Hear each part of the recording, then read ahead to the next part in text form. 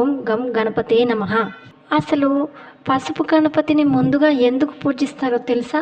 మన హిందూ సాంప్రదాయంలో ఏ పూజ చేసినా, ఏ వ్రతం చేసినా, ఏ శుభకార్యం చేసినా ముందుగా పసుపు విఘ్నేశ్వరునికి పూజించడం ఆనవాయితీ.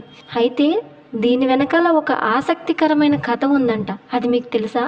పూర్వం త్రిపురాసురు అనే రాక్షసుడు ఉండేవాడంట. అతను బ్రహ్మ చేత అనేక వరాలు పొంది లోకాలన్నిటినీ బాధించేవాడంట. ఆకాశంలో 3 నగరాలు నిర్మించుకుని దేవతలను, లోకులను బాధించేవాడు. వీళ్ళ బాధలు భరించలేక దేవతలు, ప్రజలు అందరూ శివుణ్ణి ప్రార్థించారట. అప్పుడు శివుడు రక్షిస్తానని వాళ్ళకు అభయం ఇచ్చి ఒక ఉపాయం చేశారు. నందిని ఆ 3 నగరాలను తన కొమ్ములతో ఎత్తి పట్టుకురమ్మన్నాడంట. అప్పుడు శివుడు ఆజ్ఞతో నంది కొమ్ములపై ఎత్తిన 3 నగరాలతో సహా ఆ త్రిపురాసురు అనే రాక్షసులను కూడా సంహరించాడు. ఆ సమయంలో నంది కొమ్ము ఒకటి తెగిపడిపోయింది. అదే పసుపు కొమ్ము. దానితో నందికి చాలా దుఃఖం కలిగింది. గణపతి అప్పుడు ఆ కొమ్ము ఎక్కడ పడిందో వెతికి తెచ్చారట. కొమ్ము దొరికినందుకు నందికి చాలా ఆనందం కలిగింది.